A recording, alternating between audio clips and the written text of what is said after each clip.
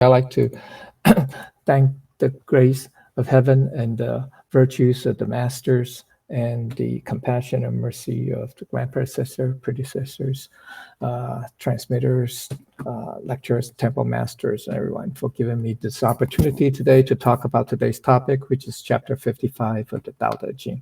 Okay, so this is it's a above average length chapter. It's divided into three main sections with sub with a subsection on the first five phrases. Okay, and then there's the second half of first section, and then there is the, let's say, analysis, and then the conclusion. Okay. All right. So now, this chapter is going to talk about, especially in the second section, in the main section here, it's this is the key, the important part. Okay, and it's going to be at least number 11 here. It's going to be, and 12, part of 12 will be also used in chapter 56. Okay, so all right. So now let's go to the outline. Okay, so first two phrases. It's those who hold an abundance of virtue are similar to newborn infants. Okay. This is not, well, we'll talk about that. This is not the first time. Oh, wait, first, the title is Hold On to Virtue or Newborn Infant. Okay. Hold on, embrace. You can say embrace virtue. Okay. All right. Okay. The basic meaning of those who hold an abundance virtue is, it refers to those who have a great amount of virtue. Okay, that's basically what it means. Now there are also different types of virtue, but this refers to the high virtue. If you want to be more specific, right? And remember in chapter 38, right, talks about high virtue, high benevolence, what's that? High righteousness, right? All that. Okay, so at the highest levels, the high virtue. Okay, so that virtue is not, doesn't come by accident, even though, but it's a result of cultivation. But actually, well, you look at it from two perspectives, right? One is from a human perspective. Yeah, we say that virtue is not, it doesn't seem easy to come by, right? Especially high virtue, right? But actually, from Lao Tzu's point of view, it is. But that's why there's the second half is as similar to a newborn infant. Okay, because that's our true nature. Okay, it's not. It's natural. Okay, so that's why it's like a high. It's like a newborn infant. So the virtue is a cumulative cultivation from the adult perspective, right? From our adult perspective. Okay.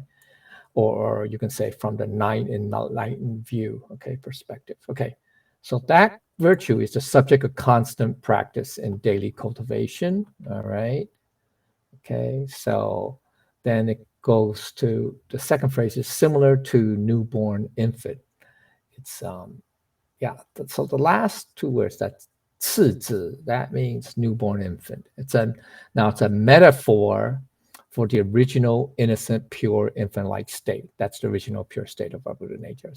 So that's why from Lao Tzu's, he's saying, if we have the high virtue, it's similar to that state, the original Buddha nature state. Okay, all right. So that's all right. Okay, so that's what it is. Okay, so the second phrase mean similar to it's those who have a great amount of virtue are similar to the pure goodness and innocence of the original infant-like state. That's the newborn infant. Okay, so another way of saying is everyone starts out this way. it was natural for us, right? So, okay, that's the other perspective, right? So not from the adult person view, or not from the unenlightened or unawakened perspective, right?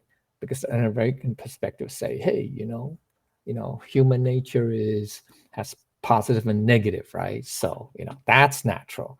Whereas from Lao Tzu saying that the second verse is that no, everyone actually has an abundance of virtue, like that newborn infant state. Okay, so additional meaning is all of us were born with this innate natural state. Yeah, remember the 3-character classic, right? The very first phrase, okay, that, or yeah, the first two phrases, right, saying that all humans are born, with this innate nature that's good, that it's like the conscience, right? That's pure, that's good. Okay, so now we can all observe, right, infants to understand what the state is like. Okay, so an infant state has no ego. Infant-like state, sorry, has no ego. So it's non-self-centric. It has no mind or differentiation. Note that infant-like or childlike is not the same as childish, right? We say, you can be infant-like or childlike, but that's different from childish, right? So for comparison to, let's go to Appendix A.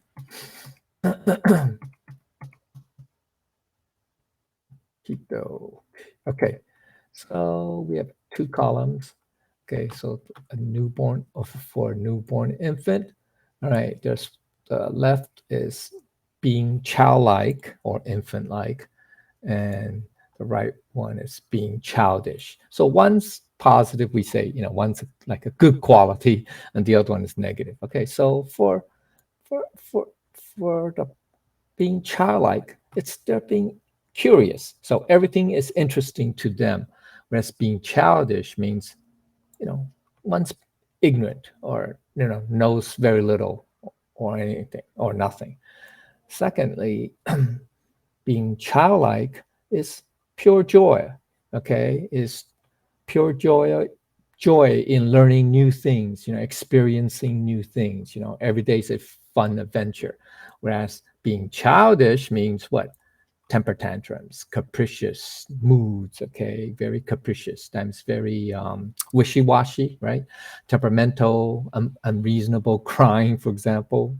Okay, whereas being childlike or innocent infants, like, it's living in the moment, not dwelling in the past, not second guessing themselves, not anxious for the future, just living the present moment, here and now. Okay, so that's like present moment awareness. They don't dwell either in the past, or have schemes for the future, etc. They just live moment to moment, right? Whereas being childish is being immature. There's a lack of emotional development, either coarse, crude, unpolished, or unreliable behavior. Okay, then the fourth example of being childlike is simplicity. For them, life is just life, without any complexity brought on by material things, right? They have to make a living, et cetera, buy a new car, stuff like that. So there's no pressure to pursue fame, fortune, or power, right? Those 3 adult pursuits, right? Usually don't need to hold grudges, not worried about what other people think, right? To them, right? They're just being themselves. Whereas being childish is being selfish, right? Just an egocentric or self-centric nature, okay? And then the sense of wonder about life in general, about the fun things that are still to be discovered. So there's always a sense of wonder or excitement about trying out new things, seeing new things, etc. Whereas being childish is what? Sulking, right? Being unhappy, moody, frustrated, right? Angry, that type of stuff. Being, emotional, etc. Very emotional, right? Having emotional swings. Okay, so that's the different. These are the different qualities. These are just examples, okay, of what it being childlike, positive, which is positive, which is very good, as opposed to being childish. Okay, so that's the difference. All right, that's just an example. Okay, all right, let's go back to. Okay, all right, now. Okay. So higher understanding is its central goal in the Tao is to reclaim or return back to the pureness, goodness, and innocence of our own infant-like state of mind. That's the state of total non-differentiation. That is to return to the original state of our birthless and vanishingless Buddha nature essence. Okay. So the more we hold the Tao virtues, the closer we get to the infant-like state, okay? Or the more we have, we hold, we have. Those who are truly virtuous can be compared to infants, all right? Okay. And let's see. So note that being infant-like is different from being childish, all right? So for recurring references throughout this classic to the infant. So once again, this is not the first chapter that Lao Tzu, brought up the example of an infant, all right? There are at least, I think, 3 other occasions, okay? So let's go to Appendix B to look at them, what they previously about. Okay, Appendix B. Okay, here it is. Yeah, there are 3 chapters. Okay, so recurring references to the newborn infant. Okay, you can say Inger. That's what previous chapter used. Inger.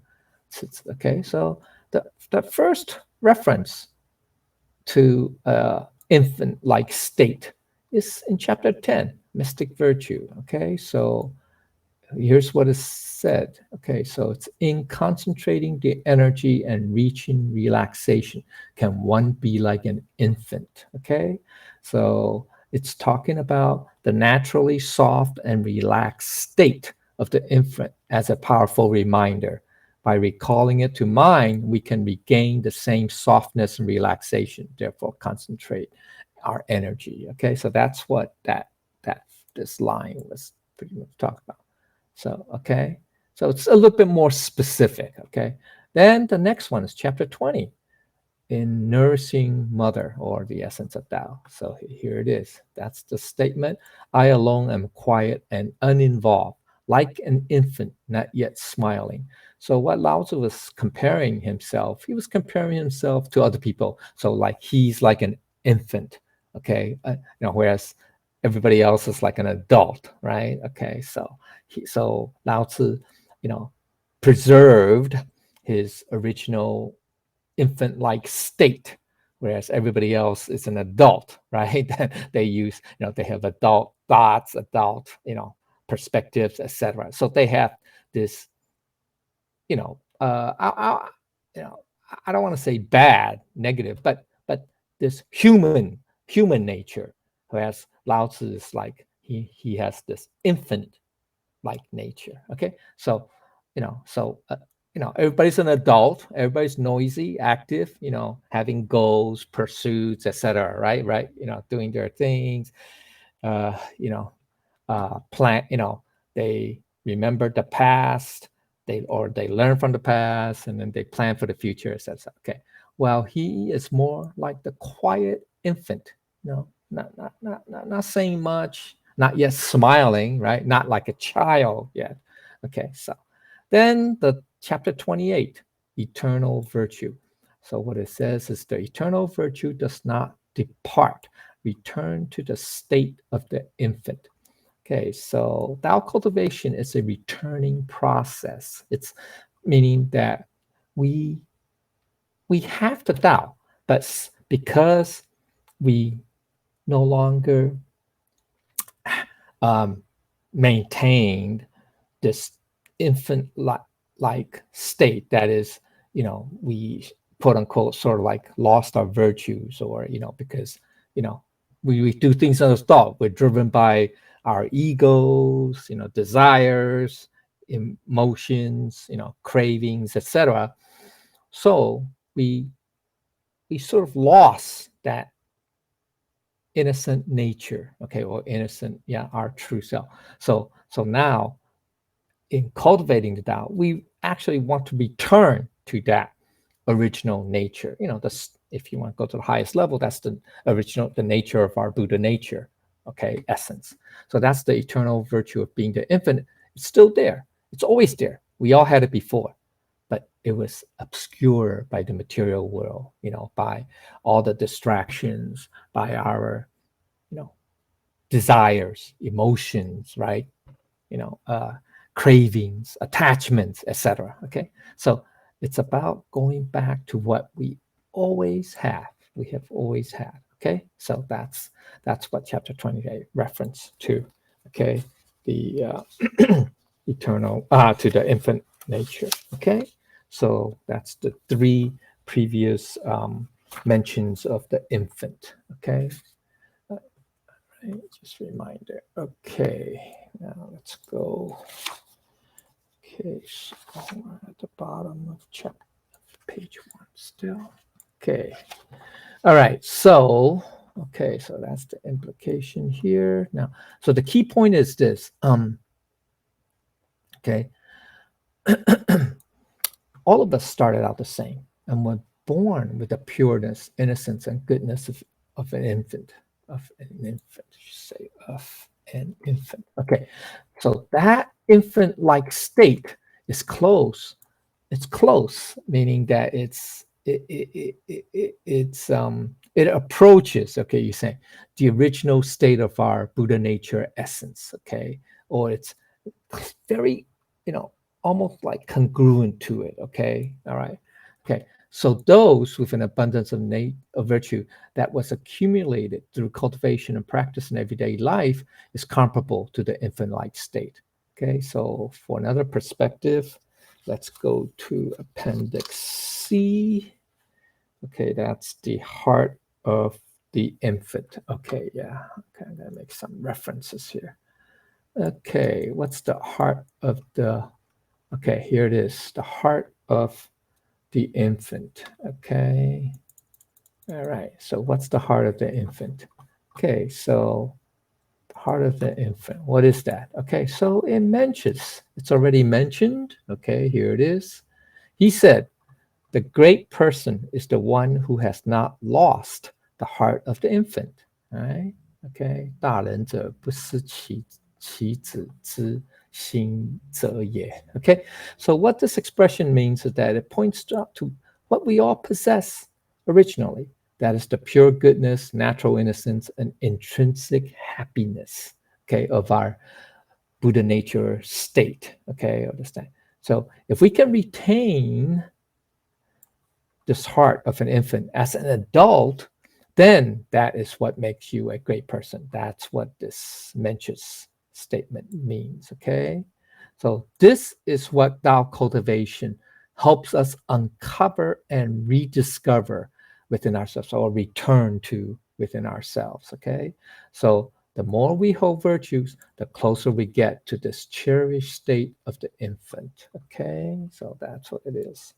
Okay, now let's go to, now we are page 2, okay. Okay, page 2. All right. So page 2, now we're near the bottom half of subsection, or the bottom half of part, the upper half of the first section. So he's going to describe even further what being, in the state of like an infant is like. So he said, poisonous insects do not sting them. That is the infant. Them is the infant. Wild beasts do not claw them, and birds of prey do not attack them. So, okay. So once again, these are metaphors. Okay, just like I believe in chapter 50. sorry, 54. We talked, sorry, no, not 54. 50, well, I'm going to talk about it. I think it's 50, 50, 51, 51 or 50. Sorry. 50, 50. Okay, we're going to talk about it. Okay, similar. It's similar. All right. Okay. All right. So, let's see. Basic meaning of this whole line is that for infants, I mean, okay, so you can, take this literally, right? Poisonous insect do not sting them, wild beasts not. That's because for infants, it's the parents, right, who protect them from harm, right? The parents are very fussy, right? Especially for the newborn, right? They take great care of it. They make sure the infant, is not harmed in any way, right? So okay, so that's that. You can take it that's a very superficial, okay, view, okay, or meaning, okay. So another meaning is for cultivators though. It is the Tao that extends a protective effect throughout the entire lifetime. Okay, so a little bit more of that now. So infants are protected from insects, beasts, and birds of prey because infants have no intentions of harm towards others too. So yeah, you can say that because they're innocent, right? They have no uh, thoughts about harming anybody, right? About anybody. All right. So that's okay. So that's now. The poisonous insects, wild beasts, and birds of prey are all metaphors for the various dangers in the journey of life. So this is a little bit more advanced level, okay? Now don't take it literally. What poisonous insects, wild beasts, and birds of prey are, okay? That they just represent, or they're symbols, metaphors for the different, we say dangers, or different things that potentially could harm us in our journey of life. Okay, so the deep understanding is in the Tao. When you understand what the Tao is all about, there's no need to pray for protection. Yeah, no need to. I mean, that's when you really understand the Tao and when you really cultivate at the very high level, right? There's no need to pray for protection anymore. Yeah, why not? Why not? Why not? Okay, so here, because the protection of the Tao is a natural and automatic effect of cultivation in your life. So let's go to the summary part 1. Page 9, page 8, page 8, okay. Okay, here it is. Okay, how the Tao protects you naturally. All right, yeah, naturally does that. Okay, so what's the poisonous insects do not sting me? So that's a metaphor, okay? That's a metaphor.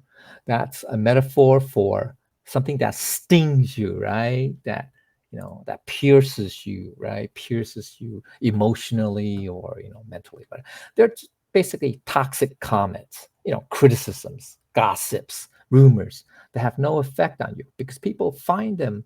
Wait, am I summary one? Yeah, summary one. Okay, because people find them hard to believe, right? Okay, people find them hard to believe, and they see how you live your life in accordance with the Tao. So therefore, any rumors or any criticisms, uh, you know, or slander. People say slander. So okay, hearsay, rumors about you. You know, people will not believe them because they can see how you are living your life according to Tao, as a cultivator. Okay, so what is wild? Then the second one is wild beasts do not claw. What does that mean? That means there just means personal attacks. Okay, ferocious attacks. You can say yes, slander, ferocious attacks. I mean, it's just it's a bit more specific than the first one. Okay, now personal attacks or slanders or ferocious can't hurt you because you are spiritually powerful. Okay, because you know who you are. You are very sure about who you are. You have no doubts about who you really are. So you're living your life according to the Tao. Okay, as a Tao cultivator. So none of these personal attacks. People say, oh, this guy's a weirdo. He's a vegan. He doesn't kill insects. He doesn't harm living things. It's kind of weird. It's like that. Okay, I mean, example. Okay, so that's okay. But because you are sure of who you really are, so none of those type of rumors or attacks against you really matter. Okay, they're not meaningful. Okay, so or they don't really affect you. Okay, all right. So that now we're going to talk about chapter 56. We also talk about certain things. Okay, I mean, it's not the same as this, but that's another angle from another. Okay, the third metaphor of birds of prey do not attack means, okay, that's the greedy, grasping aggression, okay, against you, bounce right off, because no one has any leverage on you. Nobody can hurt you in social competition or in social interactions. Okay, there's okay, so so in life we're going to encounter these situations. All right, okay, so that's what it means. Okay, so that's what these metaphors mean. Okay, so let's go back to, okay, that's part one. Okay, let's go back to near the bottom of page 2. Oops, where are we? Okay, all right, okay, so the insects, the beasts and birds represent the dangers in society, which may be physical or non-physical, such as dangers to your peace of mind, reputation, etc.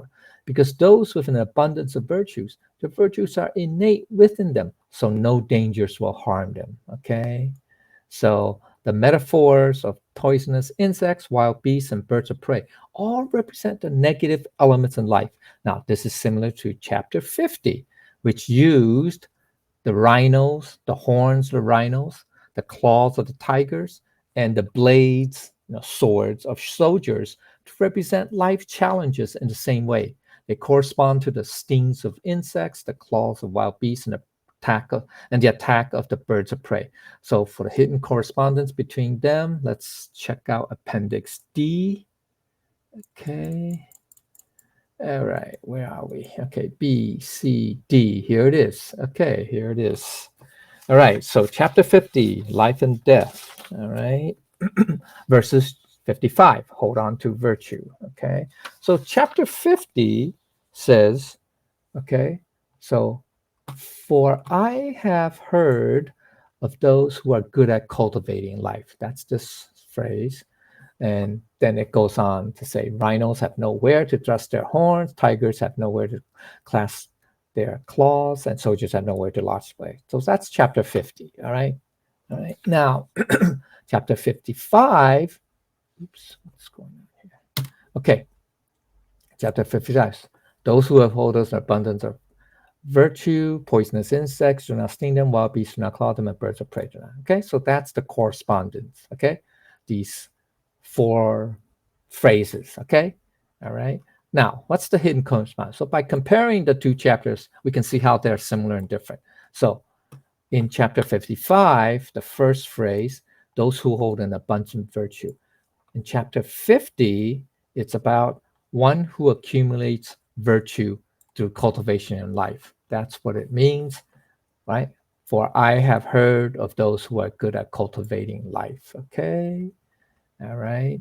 Okay. Thus, we can conclude that cultivating life, okay, in chapter 50, the Tao cultivate is the art of living life, which is the same as becoming one with the virtues. Okay. So that's the correspondence, those who have abundance of virtue and those who are good at cultivating life. Okay, so that's the parallel, if you will. Okay, all right, between these 2 chapters, 50 and 55. Okay, so when we say in 55, allow those who have an abundance of virtue, it means they are good at cultivating life. That's the art of living. Okay, that's the art of living. Okay, all right. Okay, now Now, in chapter 55, second phrase is, the first of the three dangers. Poisonous insects do not sting them, versus rhinos have nowhere to thrust their horns.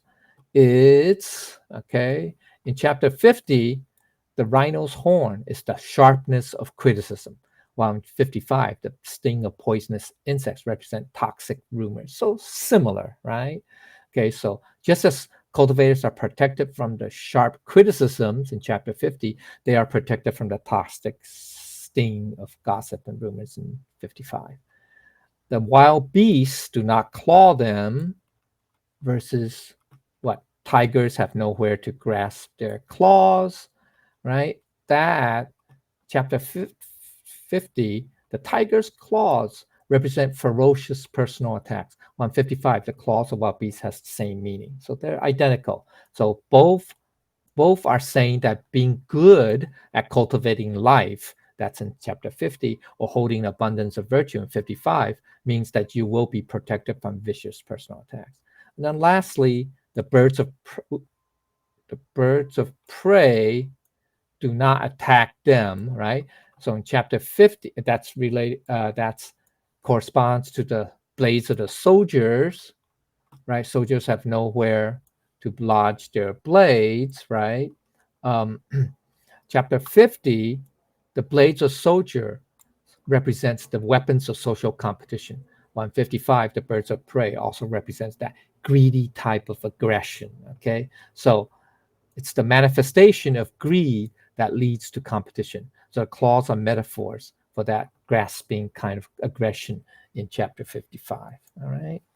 Okay. So, all right, let's go back to page 2. Okay. All right. Okay. So now we're in the second section. Okay. All right.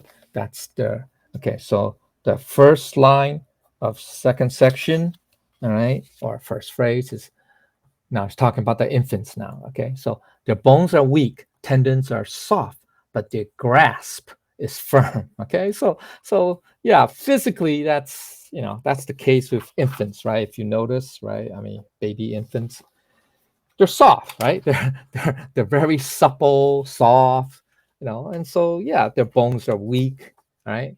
The tendons are soft, okay? So but it's also metaphor, okay?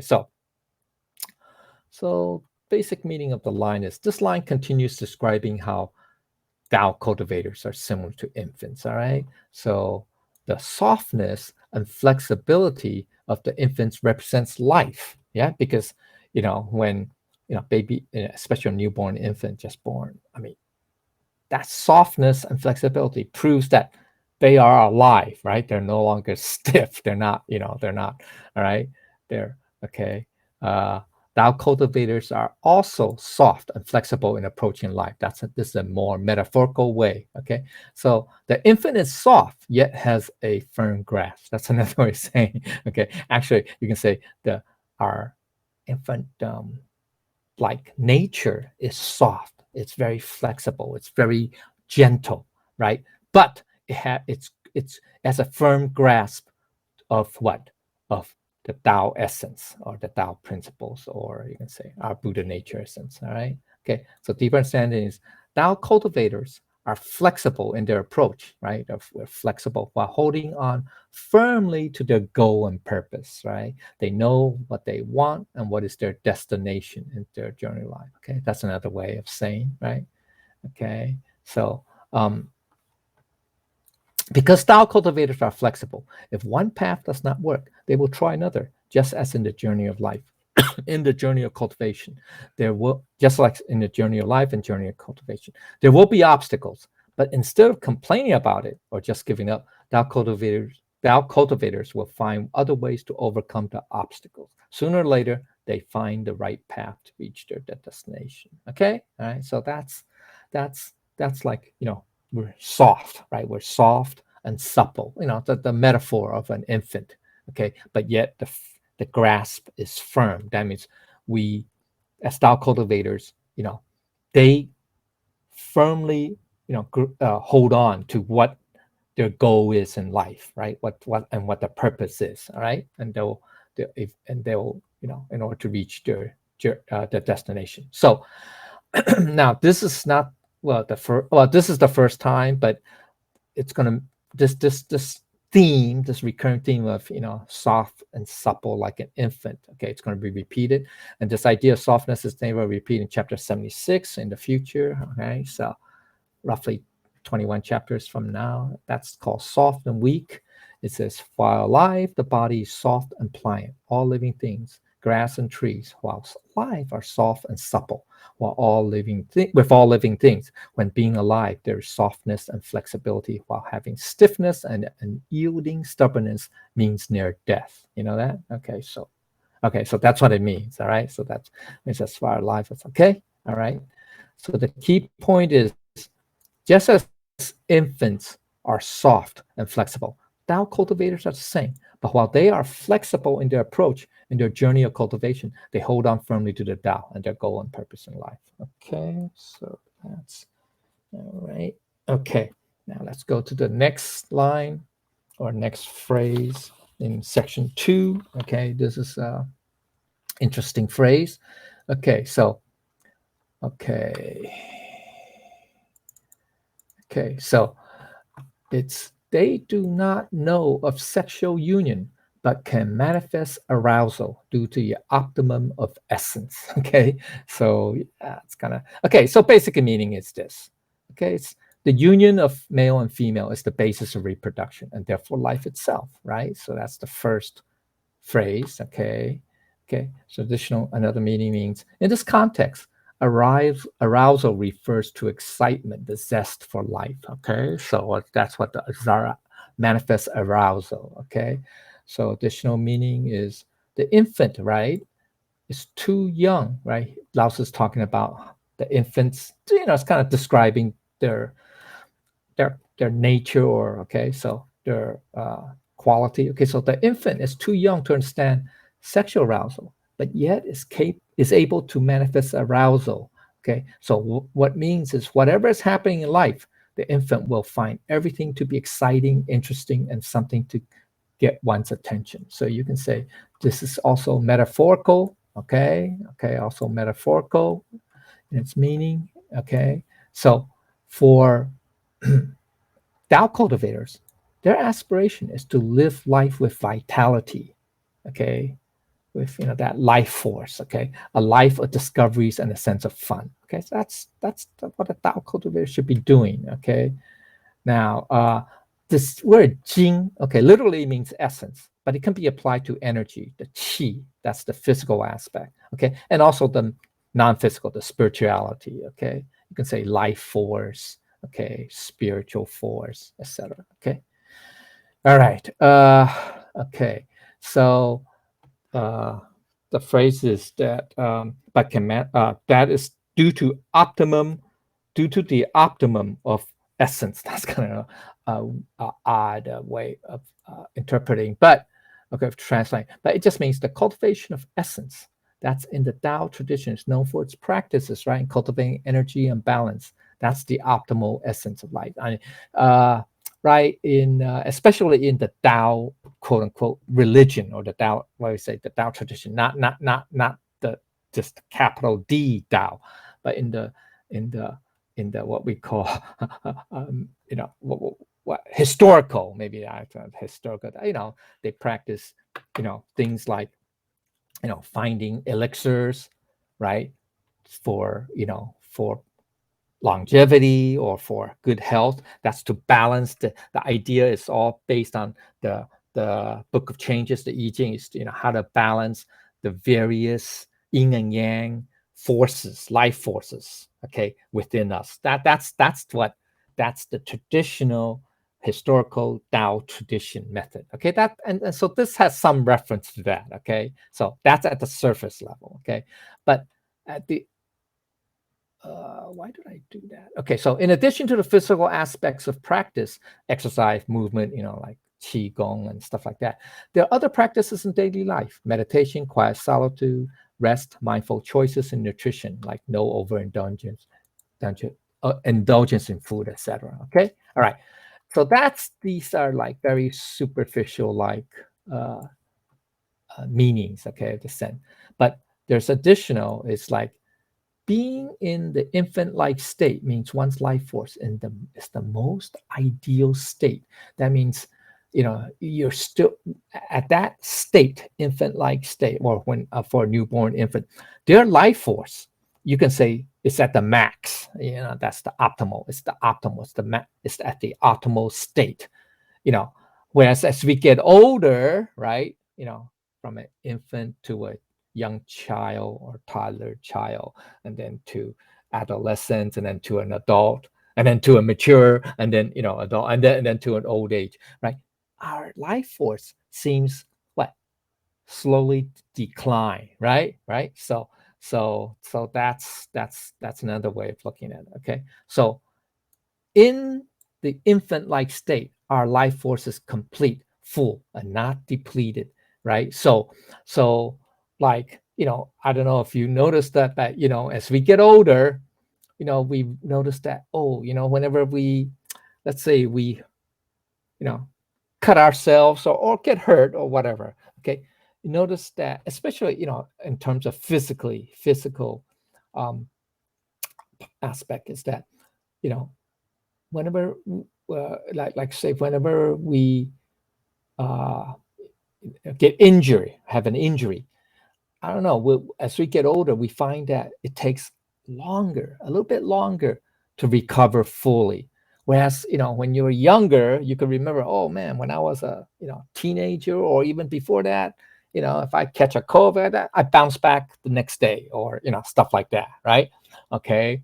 Whereas to nowadays, if you get older, if you catch a cold or something, it might take you a few days or a week to recover, right? Same idea. Okay. So that life force seems not as full, not as strong as when you were young. Okay. So especially like that of an infant.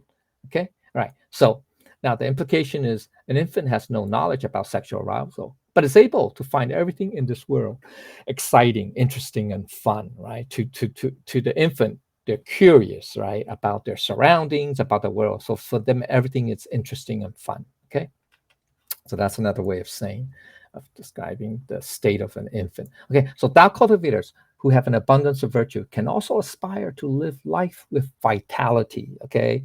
A life of discoveries and a sense of wonder like an infant. Just as being in the infant-like state, the spiritual essence, that's the life force energy, is complete and full and cannot be depleted, okay? So if we are like an infant, all right, if we have that state or state of mind, if you will, all right, then our life force will not be depleted. Okay, all right, so then let's go to the last two, you can say last two phrases of section one, which is they can cry, they can cry a whole day and yet not be hoarse due to the optimum of harmony. All right. So first, first is the optimum of essence, and now it's the optimum of harmony. Okay. So the basic meaning is just as infants can cry all day and not become hoarse, Tao cultivators can outlast other people because they moderate their energy output, because they're able to pace themselves, to control their uh, you can say their pace, their work level, etc., etc. Okay, now this is more literal. Okay, here's another one. Is another meaning they work at a steady pace, alternating between work, which is activity, and rest, which is inactivity. Right. So it's a balance, right, between the yin and yang. Okay, so that's what Tao cultivators can naturally do. Okay, or intuitively do. Okay, so this is very superficial level. Okay, and more metaphorical is like they become like the stream that keeps on flowing, like the water gets that stream that never runs dry. Okay, so that's another okay metaphor. So now the higher understanding is that harmony is the key for Tao cultivators. That's the optimum of harmony. Okay, that's the key. So just as infant alternates between periods of activity and rest, similarly, the Tao cultivator strikes the right balance between productive work, that's the activity part, and the downtime, inactivity. So that's the yin and yang. Okay, they're able to balance yin and yang harmoniously. That's the key. All right. So, that's what a Tao cultivator is able to do, unlike some adults who, because they have to pursue either fame, fortune, or power or whatever. Okay, you know, they they devote, they work, I don't know, 18 hours a day or whatever, to get what they want, right?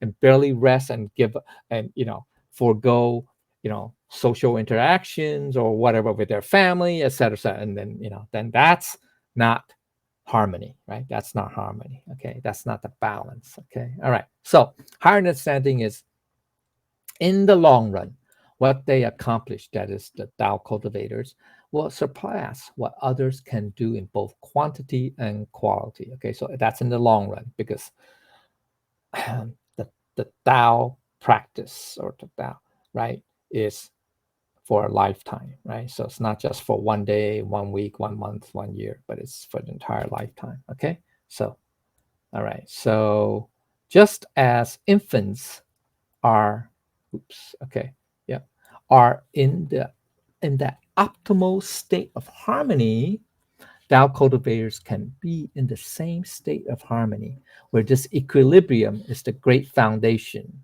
of heaven and earth, from which all human endeavors are based. Okay, this harmony is the universal path of heaven and earth, which they all should approve. That comes from the Doctrine to Me. All right, chapter 1, section, paragraph 4, or paragraph 4. Okay. All right, so that's bottom of page 4. Good. Okay. Now the key point is that for Tao cultivators, this enables one to reach the ultimate harmony, which is to be already at the most ideal state of Tao. That is to be at the optimal state of the harmony. Okay, basically at one with our Buddha nature essence. Okay, when we're perfect harmony, right? Okay, then that's the most ideal state. That's the ultimate harmony.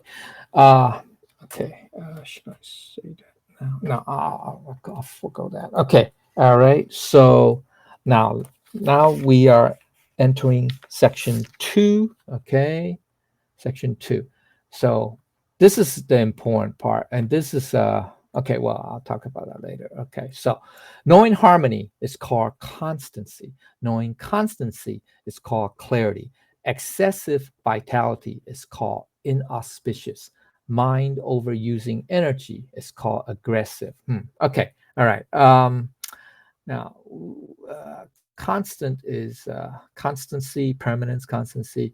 Okay, it's the eternal nature of the Tao. It reflects that. Okay, so that's the eternal constant, that which never changes, while everything else must change. All right. Okay, so everything changes except change itself.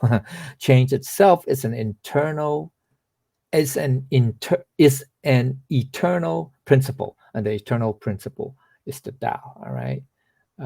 Okay, so the basic meaning of first line, that's knowing harmony is called constancy, is to know harmony is not just harmonizing work, that's the activity, and rest, inactivity, or the yin and yang, but also other aspects of life, where knowing means complete comprehension beyond scholarly intellectual understanding. Okay, it's not just intellectual, okay, stuff. All right, just it's actually in the practice too. All right, okay.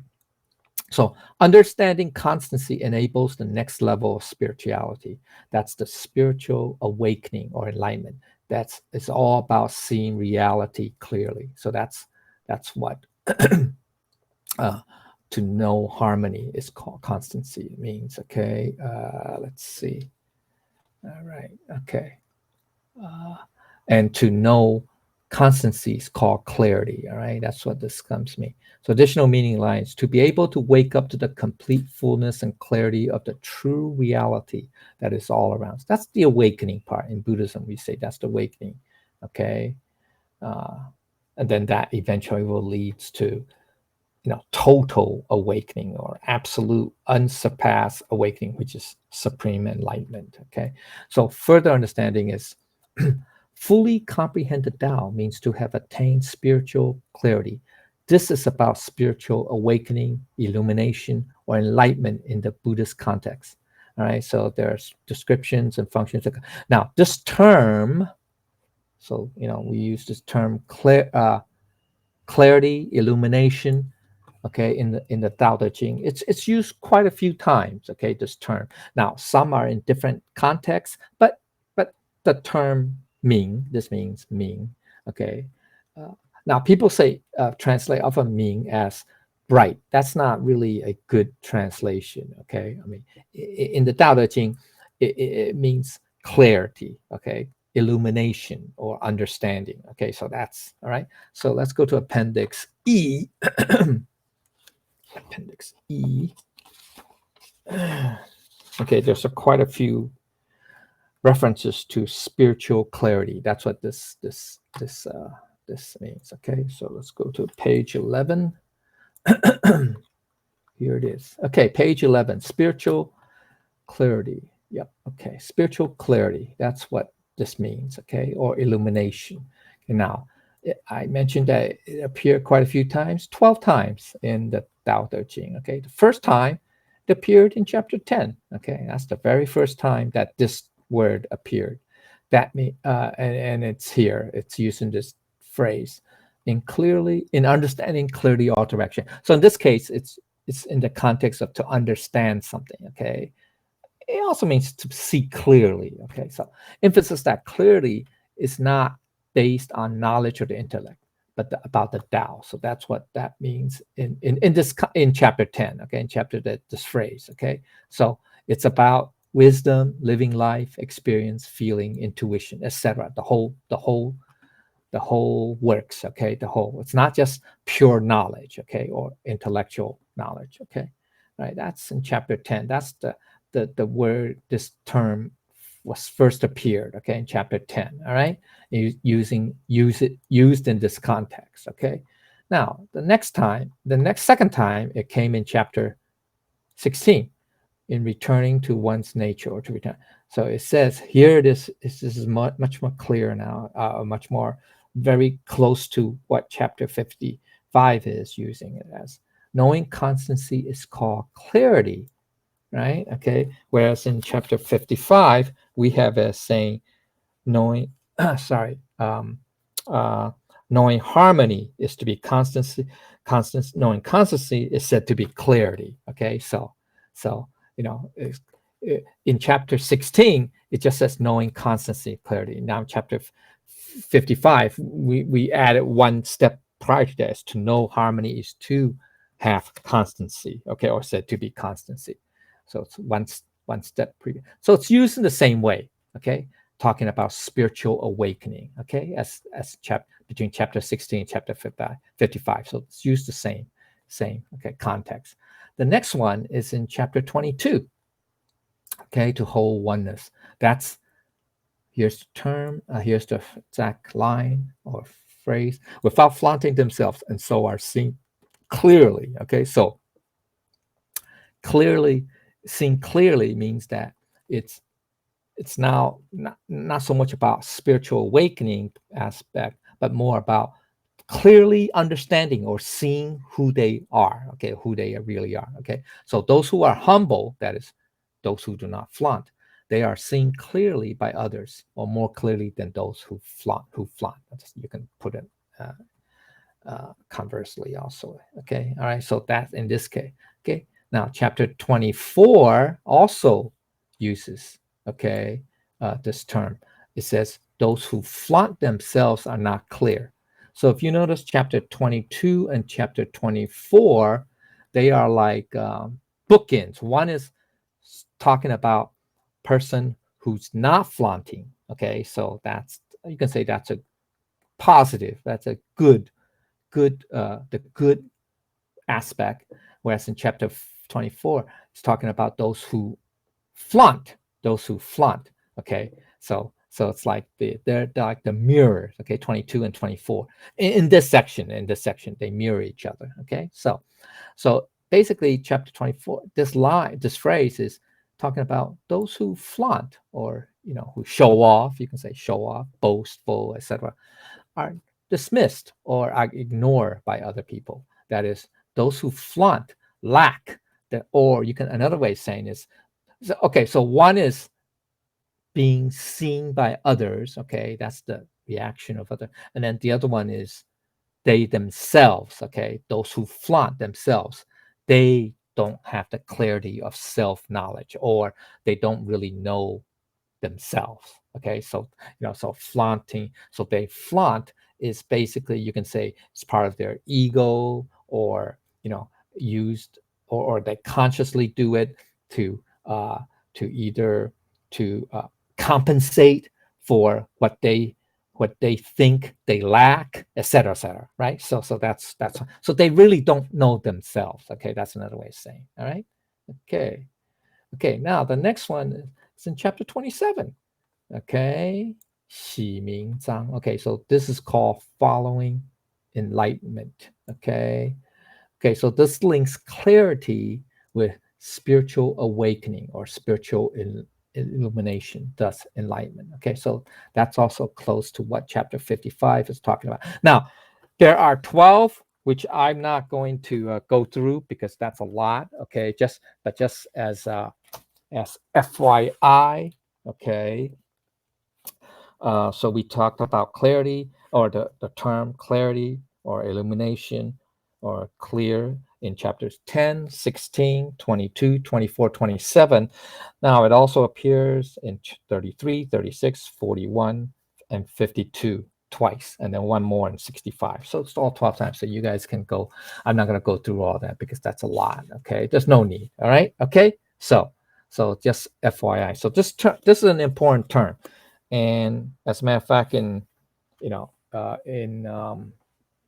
it's like it connects. I don't know, say maybe it connects. It connects the notion of constancy and harmony. Okay, so anyway, all right. Okay, so let's go back to page 4, right? Page 5. Okay. All right. Okay, here it is. All right. Okay, so that's clarity. Okay, so now, so we finished the first line, or the first 2 phrases. Okay, that's here. Okay, now the second line, or next 2 phrases, is here. Okay, so that's what we're talking about. Excessive vitality is called inauspicious minor. Now, there's some bit of, I don't say controversy, but I think there's some sense of misinterpretation, some people. Okay, so basic meaning is this. This line requires in-depth knowledge. Okay, so that's why there's could be some, if you read some translations, it's different. It's a different translation than what we have here. Okay, so one example is this: on the surface level, this line appears to say beneficial living is said to be auspicious. That's what you could say here. Okay, beneficial living is said to be auspicious. That's literally what it means. Okay, literally. This means something that's benefit. This means to be to be alive, to be born, to live is called auspicious. Okay, now, so that's where the knowledge of ancient Chinese comes in here. Okay, and it's very nuanced. Okay, so all right, so that's what it appears to say. But but why do we translate it as it's inauspicious, excessive? Also, we say excessive vitality. It's interesting, right? Okay, so the key is to these 2 terms here and here. Okay, all right. So now, yes, in the dictionary meaning, yes, this word means Yeah, it means benefit, advantage, beneficial to, could be a verb too, okay? But in this case, yeah, yeah, it doesn't matter how you use it. But anyway, okay, so, and this word means auspicious, good fortune, lucky. Okay, now, here's where you have, we kind of gives you a hint of, how do you translate this or interpret this phrase. Now, in from this section on, okay, which basically this is um line phrase number 13. There are 17 phrases, so there are two more, three more, four more phrases afterward this. Okay, so all the lines from here to the end of the chapter, okay, that is, or phrase 13, 14, 15, 16, 17. Okay, just the next five phrases. Okay, four phrases talk about having too much of anything. That's the excess of anything is a bad thing. So the character in the ancient context means too much, excessive, rather than beneficial. So that's where the nuance comes in. Okay, all right. So in this case, the word, this word, okay, which literally means, yeah, something that's beneficial, advantageous, or to increase, to add to. It means to the extreme. Okay, that is means excessive. Okay, all right. Okay, now, so additional meaning is this. In the modern context, right, like in today's society, we say anytime there's a surplus means it's beneficial, right? Yeah, every time that we say, hey, we have a surplus of harvest, surplus, I don't know, of funds, surplus of whatever, food, whatever, right? Okay, it seems beneficial, right? I mean, a modern context or modern economic theory, right? Okay, or it's called, I think they call it positive. No, is it positive or normative? I always get confused with the two. One is qualitative, one is quantitative. But anyway, in the quantitative, it seems beneficial, right? Anytime you have a surplus, okay. But in the ancient context, this surplus means extreme or excess, way too much. Okay, so the further understanding is similarly, the last character xiang, or it means, it means prosperity, fortune, good luck, especially propitious, right? Okay, in the other, it's negative, not positive. It means the opposite of auspicious. It means disastrous, inauspicious, bad luck, you know, impropitious, right? Or is it unpropitious? Okay, so that's what it means. Okay, so it's like the opposite, right? Okay, of what the modern context would say. All right. Okay, so then let's call. Okay, so then the second. So that's this. Now this last phrase. Okay, it says the mind overusing energy is called aggressive. Okay, now here. See, so that's why it flows. Okay, so that's why if it's excessive, it's a con, and a minor, these two go together, right? Okay. Whereas if you say, beneficial living is auspicious, it's good. It's, we say it's fortune, good fortune. Okay. Then how it does not. How can I say? It does not fit into the next phrase, which is the mind that's overseeing the energy is now. This word can mean strong, okay? It could mean strong too, okay? But let's see, let's go to here. Okay, so that's means better, powerful. It's strong force, okay? More than, or to force, to be, to strengthen. Okay, now, but similar to this previous phrase of the about excess, right? Excess, okay? It's not good. It's misfortune. It's disaster. Similar to the third phrase, this phrase can be misconstrued as something positive. Using the mind as life energy is said to be strong. Yeah, we're using the mind. Like in our life as a, in our life force. That's strong. Right? That's now the meaning is opposite though. Okay, so here it is. It's negative, not positive. The second character, si, means to overuse or using too much, not just to use.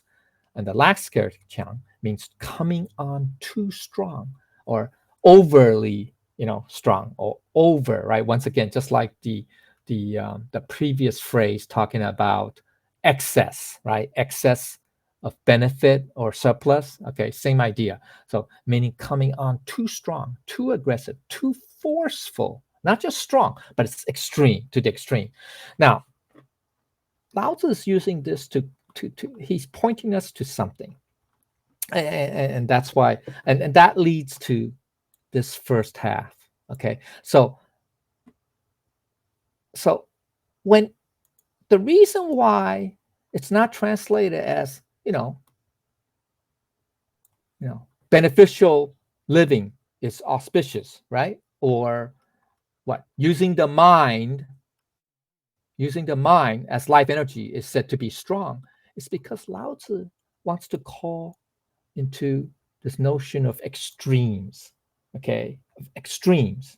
Extreme, that's excessive vitality, right? That's extreme.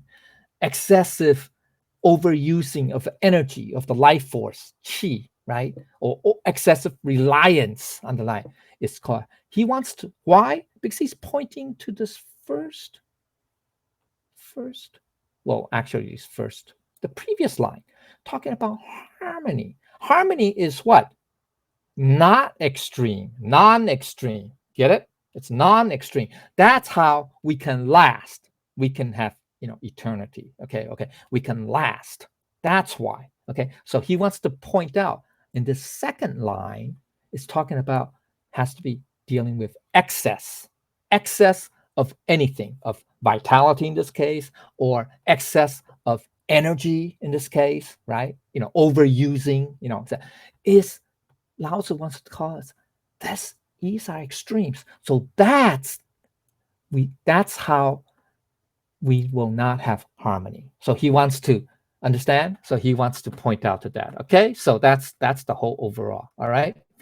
Okay. So this fourth phrase is this phrase matches the third phrase in speaking against excess. Okay. That's why. So Lao Tzu, the last two phrases is pointing out that when you have good or positive thing, right? Vitality, energy, etc. But too much of it is not necessarily a better thing. Once again, he wants to talk about the extremes, right? Okay, that's why he wants to give us a hint. Says that's not harmony. Get it? Okay, that's not called harmony. Okay, if you have excess, right? Okay, so for that sense, having too much or excess of a positive thing can turn from good to bad. So that's the natural flow of yin and yang. Okay, so we have to understand that. All right, so that's why Lao Tzu used the term, knowing harmony is called constancy in the very first phrase, right? So deeper understanding is third phrase means excessive living or vitality, said to be a bad thing. Generally, the fourth phrase means anything that is too forceful, too strong, powerful, aggressive is negative too, right? So that's another extreme. So this is to emphasize the importance of harmony over too much or excess of anything positive, such as vitality, life force, etc.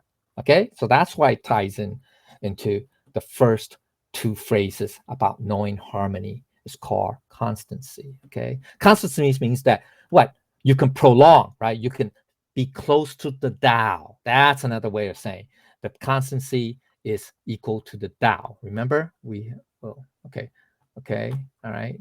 I guess I don't have it here, but I thought I had it. Okay, all right, okay, cool. So that's why knowing harmony is called constancy, or it's being like the Tao. The Tao is eternal. So therefore, you cannot have excess or extremes of even a good thing. Vitality is a good thing, right? Energy is a good thing, right? Well, you always want to have more energy, more vitality, right? You never have enough, right, of vitality and energy. No, Lao Tzu is saying no, excess is also bad. That's not the middle path. That's not the Tao. So that's why you have to know what harmony is. Okay, all right. All right. Okay. That's why some translations, they don't flow. These, if you translate that, vitality is good. I mean, it's positive, right? Having, beneficial or vitality. It doesn't flow from here, from the previous. Okay, so that's what he was getting at. Lao Tzu's hinting at. It's called harmony. That means you don't have extremes. Okay, that's not called harmony, and that's not the Tao. The Tao does not have extremes, right? Okay, all right, okay. Let's see. All right, where are we? Okay, here. Higher understanding. So being able to know harmony, that's permanent changelessness. That's the constant. That's to know constancy. So it's to know the permanent changelessness, which is what? The Tao, in the broad sense, and in the specific sense, is our Buddha nature essence. Okay, so the implication is here. All right. Start by establishing your own harmony within. All right. So that means we have to avoid extremes, right? Okay. So only when you have that inner harmony can you expand outward to affect the people around you. So accumulating virtues and let them affect the ones closest to you, such as your family and loved ones. Hold to the truth. That's Tao principles, internally within, but also manifest harmony externally. Okay, so so we talked about that in the Doctrine of the Ming. All right, so now there's a story. Okay, it's called The Story of the Milk Tea. Let's see, do I have enough time? Let's see, 1:30, 2:30. Ooh, I don't think I have time, but let me go through very quick. Okay, okay, this is modern day milk tea. Okay, it's modern day bubble tea, milk tea. Okay, anyway, so okay, in a cafe, okay, in a bubble tea or milk tea, in a bubble tea cafe. Okay, a customer in the morning was having his tea with his milk. Okay, and he noticed that there were white specks. Okay, and in the tea, floating in the tea in his cup. And then he looked at it closely, closer, and he realized that white specks were the milk that curdled, kind of curdled, that means hardened, right, in his tea. Okay, so he immediately called the waitress over to and to say to the waitress that, oh, looks like this milk is spoiled. That's why it's curdled, right? Milk, when it spoils, it turns to like cheese, right? Okay, so I think my tea is no good. It's undrinkable. I like to replace it. And the waitress immediately complied and say, okay, and apologize, and quickly brought him a new cup of tea with still the milk in it. Okay, with the new milk in there, and then as she was about to leave, she politely reminded or mentioned to this customer that, oh, by the way, if you add lemon juice to the tea, it's going to make the milk curdle. So if you don't want that, then don't. There's no need to add lemon juice to the bubble tea or tea.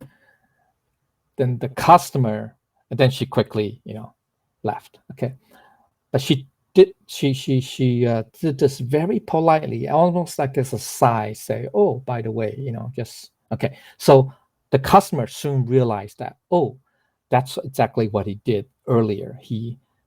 When he had his first cup, he put lemon juice in it. I guess he wanted, for extra taste, and that's what happened. Then he realized. Then he realized his mistake, and he was embarrassed. So he quickly finished his tea, paid, and left without saying a word. Then the other customers that were seated nearby, heard this commotion and realized what happened. And then they asked the waitress, well, why didn't you just point this out the first time when he insisted that you replace his first cup of tea with those white specks? It was his fault. He put the lemon juice in himself, and that's what happened. So, you didn't have to replace another cup. You didn't have to do that. But the waitress mentioned that, it's okay. It's not a big deal.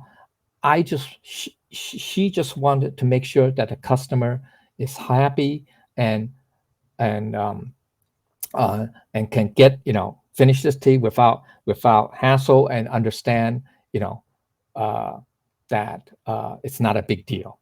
So So that's the idea of harmony. Yes, right? I mean, if we want to say right and wrong, right? I mean, from a legal standpoint or from a logic standpoint, yeah, that customer is wrong because he made them, he didn't realize it, even though it was unintentional. He didn't realize it.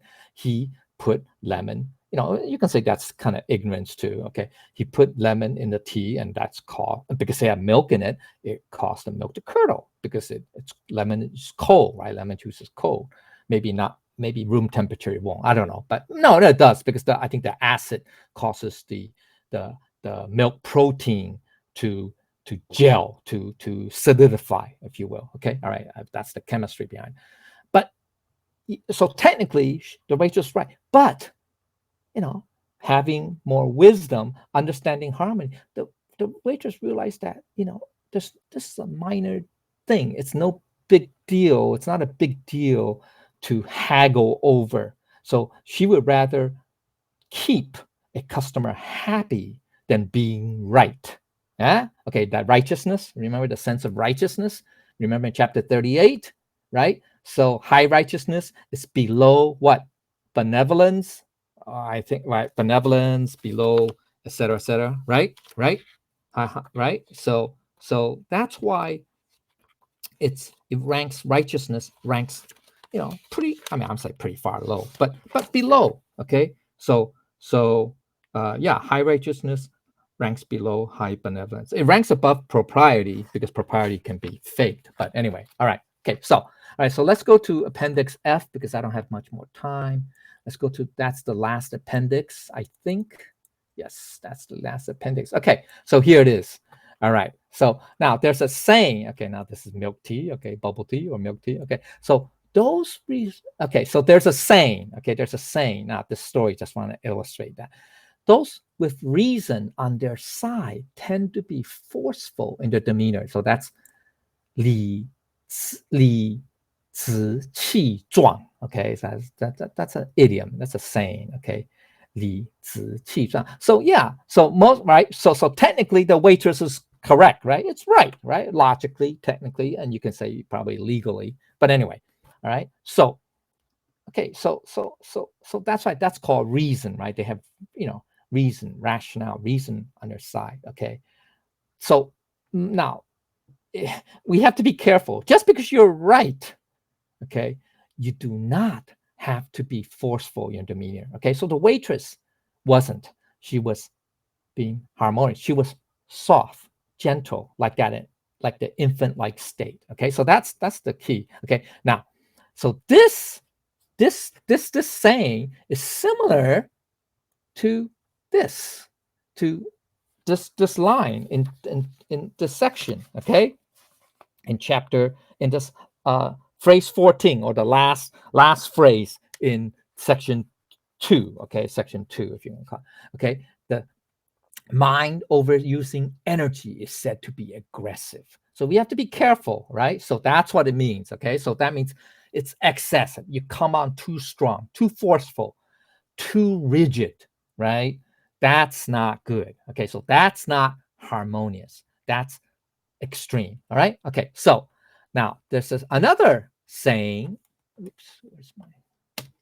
Okay. Another saying is this: those with reason on their side can be harmonious in their demeanor. Demeanor means their display, right? Their manner, their behavior, etc. Conduct. Okay. So it's the same two first words, 理直, right? Okay. Literally means reason or principle, straight. Okay, 直 means straight or upright. Okay, doesn't matter. Okay.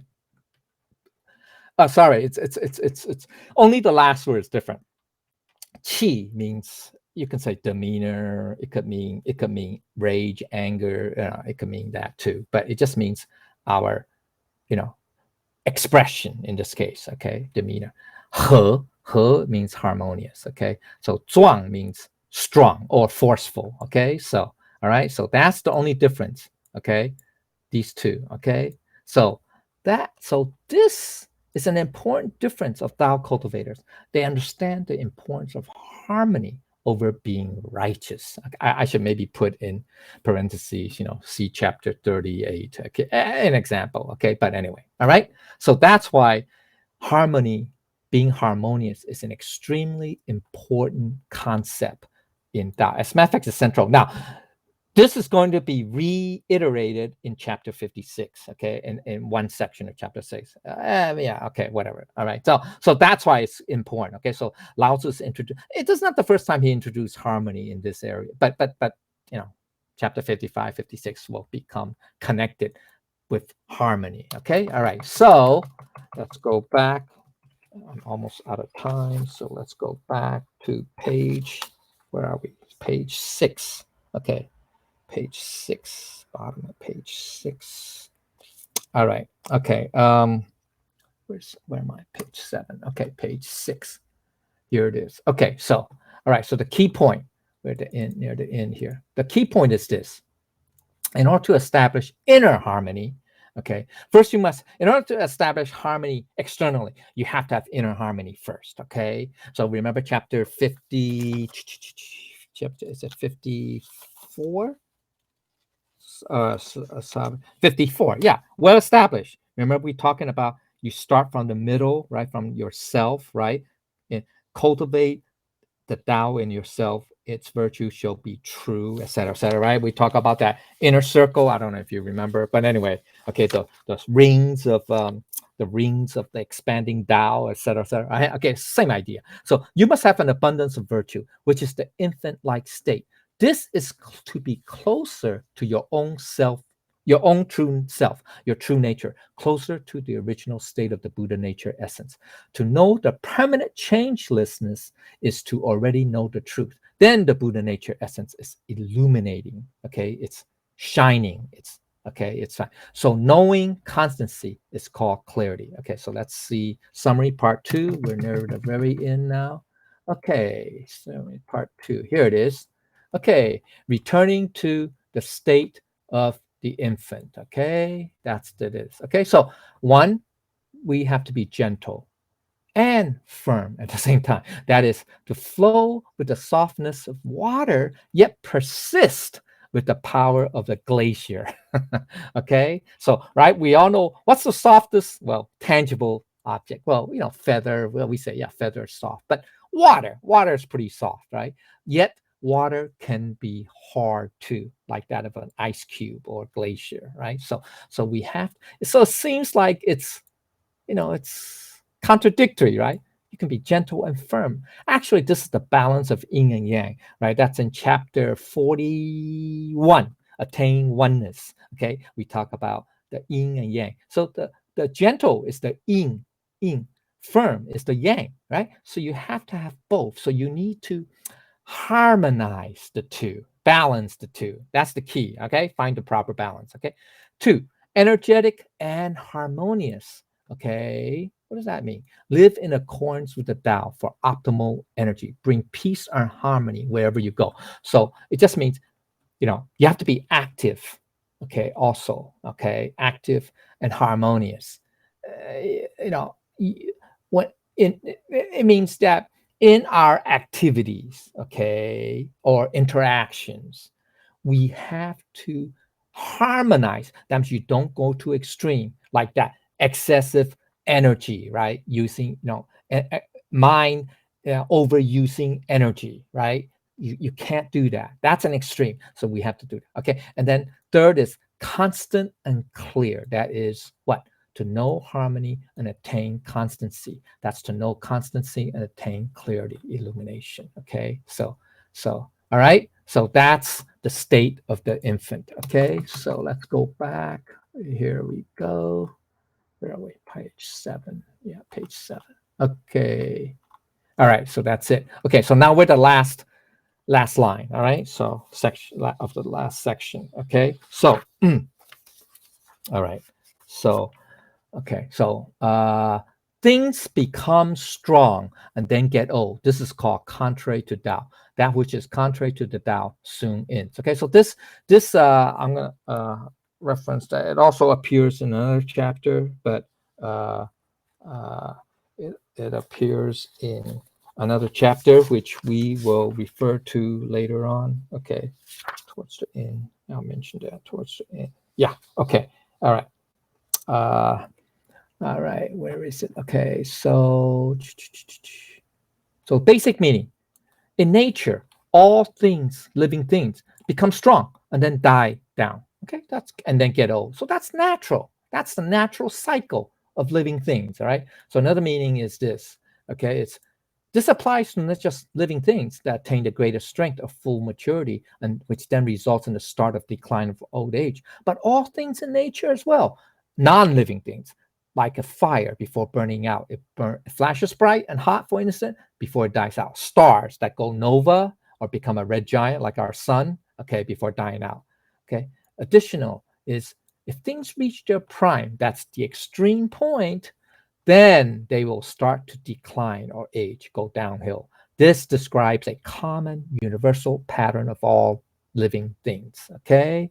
So further understanding is on a personal level, just as a person who's very aggressive and dominating will then suffer the negative consequences of his aggression and domination.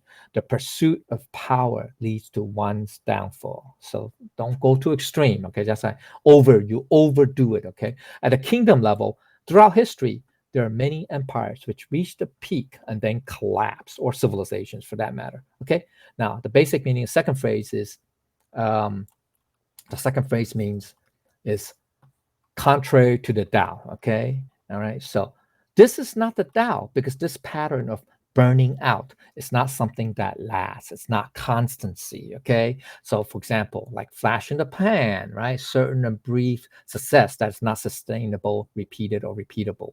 Rather, it's referring to what is the best or optimal path to follow. That's what Lao Tzu is trying to convey. All right. Okay. So the burning out is transient, not lasting. That is contrary to the Tao. So what is the Tao? It is like the mountain stream that's always flowing, steady and reliable.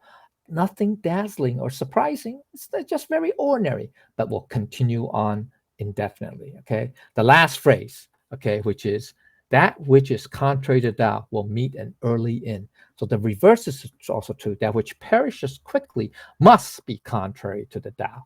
Okay, so a couple scopes on a personal level. If you act against the Tao, then you will meet an early demise. At the broader level, say at the kingdom level, throughout history, powerful empires have reached their zenith, declined, and then collapsed. Okay, so additional meaning. Now let's tie it back to the first line in the chapter is, if the infant is congruent with the Tao, then its opposite must be contrary to it. So not like the infant.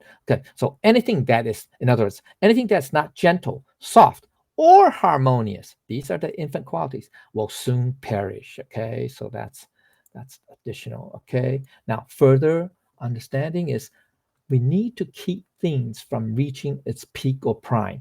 All things, when they reach their zenith, that's their peak, okay, nowhere to go but down, will have a consequence. So at a personal level in life, bullies just don't last. They will get their way temporarily, or for now, bragging, flaunting, and full of hubris. But before too long, the advantage they gain never lasts. They are impermanent and transient. So the negative consequences catch up to them.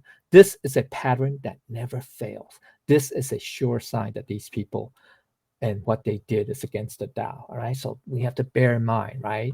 So that's not constant or not permanent. All right. So you don't want to go to the extreme. When we say reach the peak, that's an extreme, right? The peak is an extreme. Okay. So that's the key. All right. So we don't want to go to extremes. Okay. So something can only persevere when it has not reached its peak or prime. Then it will not decline or not age, so it will not end. The Tao is eternal. So those who cultivate the Tao properly, correctly, will reflect its constant nature and become lasting. So the Tao is aligned with life, softness, and lasting. Okay, the gentleness. Okay, like the infant, and lasting permanence. Okay, so higher understanding. So if we wish to be congruent with the Tao, we must return to the state of the newborn infant. Anything that reaches its extreme will not last. So it is contrary to the Tao.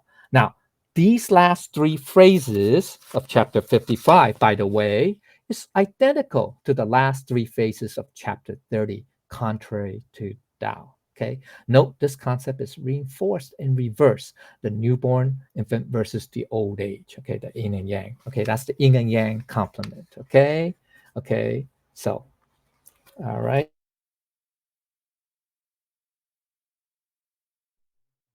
Older means yang, yin is the infant. Okay, it's the new. Okay, or young. Okay, all right. So implications. Yeah. Okay. If things have not reached their peak or prime yet, if there's still some space for growth, then they can last. So do not go to excess in general. Do not be full of oneself. Okay. That's similar line to this. Okay. One who holds his Tao does not wish to be overfilled. That's chapter 15. Okay. So adults can learn from themselves when they were infants, such as the pure state of mind, not afflicted with obsessive desires. That's like an infant, right? The infant's sense of excitement, living life with enjoyment and zest, okay, or wonder, okay? The vitality of youth, having the energy to keep going, okay? So the key point is this, okay? We're near the conclusion here, okay? So we need to emulate the stream that is continuous, steady, and reliable, not a flash in the pan. If we let things reach the zenith, the extreme, okay, things will age and decline, then things will regress, okay, literally means return in reverse. That is called contrary to the Tao.